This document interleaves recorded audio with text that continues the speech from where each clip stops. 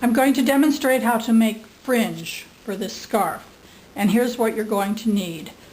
A short ruler, a crochet hook, a pencil or a pen, a pair of scissors, and a piece of cardboard. We're going to start by determining how long we want the fringe to be. This ruler is 6 inches long, which I think is too long for this. Here's 2 inches, that's too short. 3 inches is still a little short. I think 4 inches would be just about right. So what we're going to do now is we're going to take our cardboard, we're going to mark it off, and we're going to make it a little bit longer than we want it to be, about 1/2 inch, because it's going to have to loop through the scarf, and that will take up some of the space. So we're going to mark it at 4.5 inches. Once, twice, 3 times, 4 times. And that's going to give us our measurement of where we're going to cut the cardboard.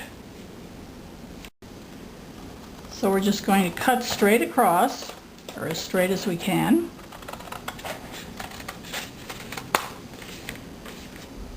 Discard the piece that we're not using. Measure it again to make sure which direction we want to go. This is the direction that's 4.5. If we did it this way, it would be 6, which is too long. Now we're ready to start winding. We hold down the yarn with our finger and just start winding it around this cardboard.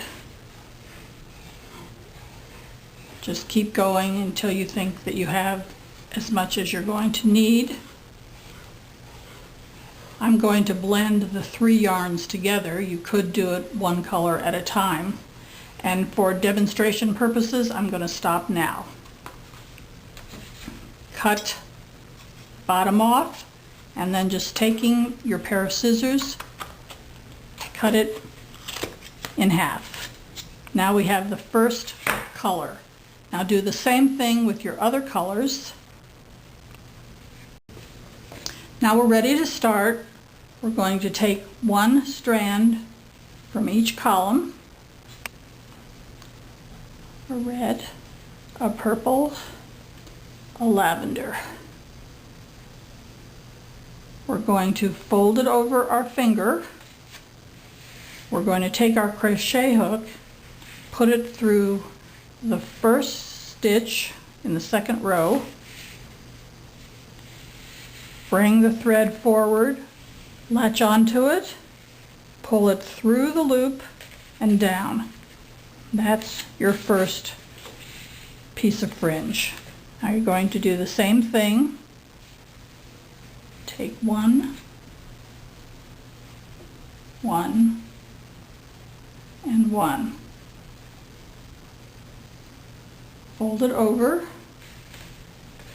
put it through the next stitch, latch onto it, pull it through,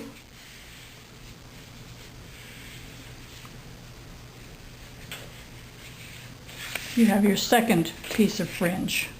You're going to continue doing this all the way across until you have fringe going all the way across. 1, 2, and 3. Fold it over, put it through the next loop, pull it through, latch onto it, pull it through. Well, you can see what happened. I missed a stitch. So when that happens, you're just going to go in between those 2 pieces of fringe to make it more even. Very simple.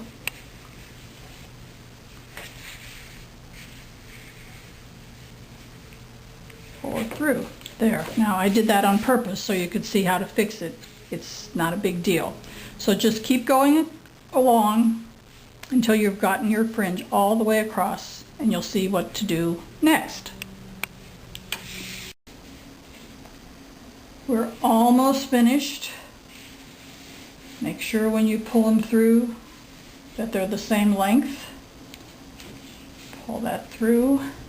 Just have a couple more to do. Hope I have enough threads cut. I think I do.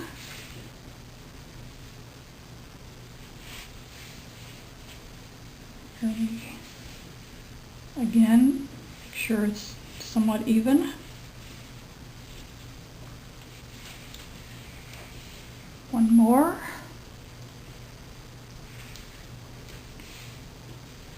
Now if you wanted thicker fringe, you could use more than 3 strands. You could double everything. But I think for this purpose, this was the right amount. Whoops.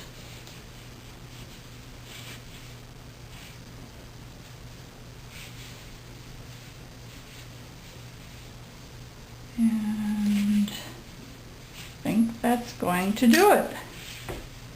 Now, if you have some threads that are sticking out a little bit longer than you want them to, like right here, just going to cut that off, trim that off.